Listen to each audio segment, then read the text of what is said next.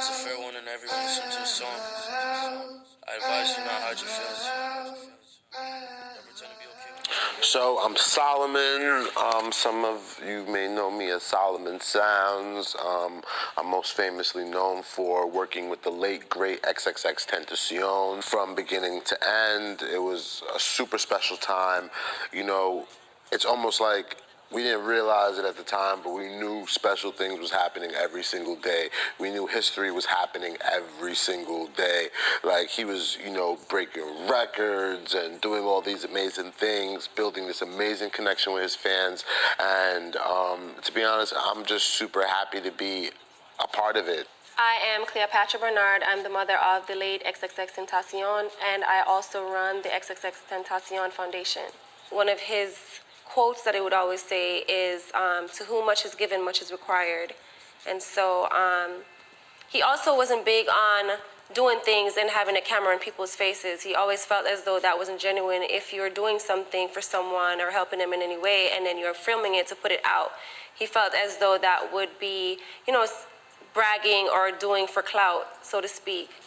And so he did a lot of behind the scenes things that, you know, people weren't aware of because that wasn't who he was.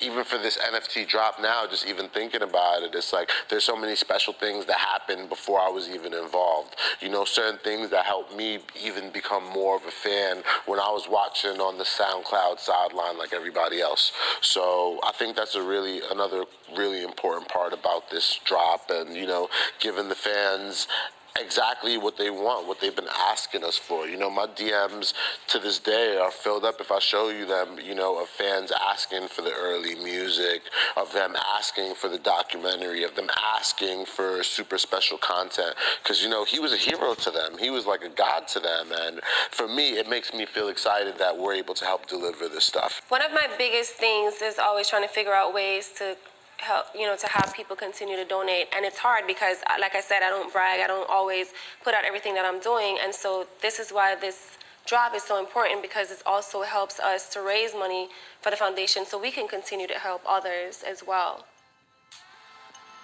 I'll always love you.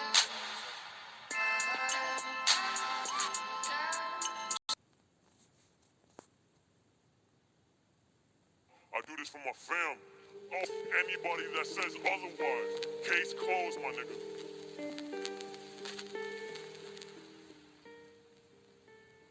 So Ja wanted to have these really like intimate rooms, and back to what we were saying about Kendrick, like he felt like he couldn't like touch the fans, he couldn't really experience it. He wanted to jump in the crowd, he wanted them to catch him, he wanted to do all these crazy things. And, you know, as you guys will see from the Revenge Tour, there was all types of Spider-Man-esque acrobatics that, you know, he was doing, and he was really, I think, pushing the boundaries of performance really far, risking his own personal safety by just going in these massive, like, there's not enough security in the world that can properly protect you when you're doing that type of stuff. So he was fearless going in and doing that, but just wanted to make sure that his fans understood that he was in it with them, that they were going to rage together, they were going to pain together, have cry together, go through all these things together, and it was going to be like, it was going to be family.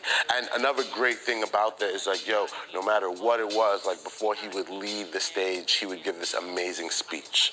You know, I think after the first night, I think I saw he did it in Houston, he gave this amazing speech to the fans about how he was living proof that they could do anything that they wanted, about how he, you know, he was locked up, he did all these things, but how he overcame so much and was able to live his dreams because of them. And, you know, every night he would encourage these kids and tell them that, you know, they could really be anything that they wanted to be, however society categorized or outcasted them. I remember him screaming his phone number into the mic so many times that, like, you know, by the time we get on the tour bus, the phone is just buzzing, looking like it's about to blow up. Like, the phone just rings till it dies because you can't even answer it anymore. And he's trying to answer it and trying to connect with as many fans as he can. And it's just, it was just the most amazing, supportive relationship I ever seen with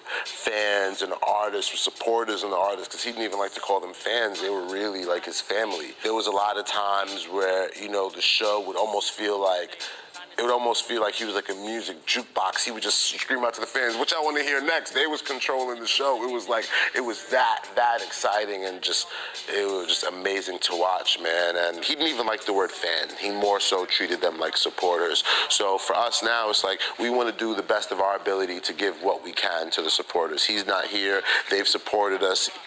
You know, it's been, you know, unfortunately,